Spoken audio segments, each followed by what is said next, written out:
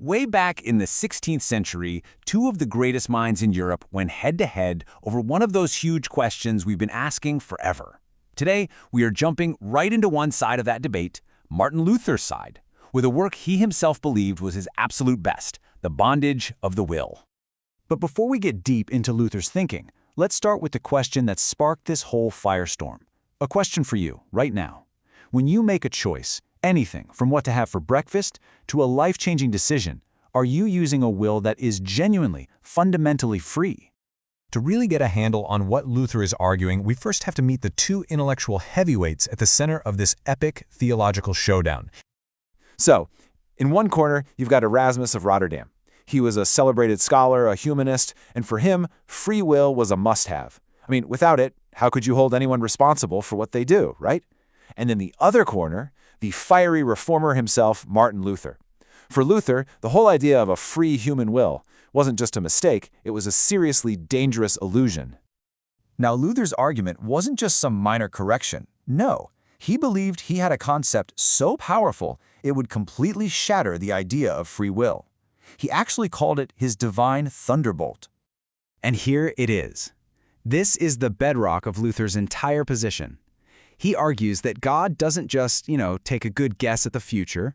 No, he actively foresees, plans, and brings about all things according to a will that is eternal and can never, ever change. In Luther's view, there are simply no accidents in God's universe. And this quote just perfectly captures the impact Luther thought this idea had. You can almost feel it, right? If God's will is absolute, if it's unchangeable, then our little notion of an independent, free human will, well, in his words, it gets utterly dashed to pieces.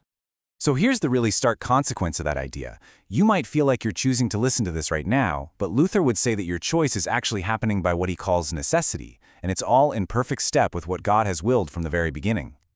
But hang on, this is a super important distinction he makes. He's not saying we're puppets being forced to do things against our will. That's what he calls compulsion. He's talking about necessity. What he means is that our will wants to do what it does. It acts willingly. The catch is, it can't change its own nature. Its desires are fixed, and it just naturally acts on them. Okay, so as you can probably imagine, this idea got some serious pushback. Luther's opponent, Erasmus, was frankly terrified of what this teaching would do to society's morals. Erasmus basically asked the obvious practical question that was probably on everyone's mind. If our actions aren't really up to us, if they're all necessary, then why even bother trying to be a good person? What's to stop anyone from just giving in to their worst impulses? And Erasmus's fears were pretty specific. He was worried this would make bad people just give up on trying to be better, that people would fall into despair, doubting God could ever love them, that even believers would stop fighting temptation. He really feared it would open, as Luther puts it, a floodgate of iniquity on the world. But Luther's response to all this was completely radical. He basically argued that these seemingly terrible consequences weren't a flaw in his doctrine at all. In fact, he saw them as the whole point. That's right. For Martin Luther, this harsh, uncomfortable truth isn't a bug. It's a feature. He believed it's exactly what fallen humanity needs to hear because it serves two absolutely crucial spiritual purposes. First, it demolishes human pride. It forces us to face the fact that we can't save ourselves, not even a little bit. And second, once that pride is gone, it finally creates room for real faith. Because for Luther, faith isn't about neatly understanding God. It's about trusting Him, especially when His actions, like why one person is saved and another isn't, seem completely harsh or even unjust to us. And this quote just gets right to the core of it. For Luther, the very first step toward grace is complete and total self-desperation. You have to be absolutely convinced that you can do nothing, zero, to contribute to your own salvation. Okay, so this all builds up to Luther's single most powerful and unforgettable metaphor for the human will. It's an image that just perfectly captures his entire argument in one shot. To put it as simply as possible, Luther doesn't see the human will as being in the driver's seat, not at all. He sees it more like a vehicle, just waiting for a rider. And here is that famous image. The human will, he says, is like a horse or a donkey. It doesn't pick its own path.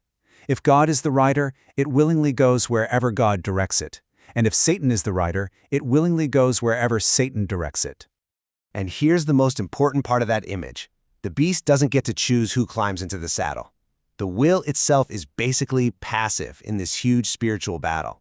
It's the riders, God and Satan, who are fighting for control. And this all leads to Luther's final and maybe most shocking conclusion. He says the term free will shouldn't even be used for human beings. It's a divine quality. It belongs only to God, because He alone actually does whatever He wills.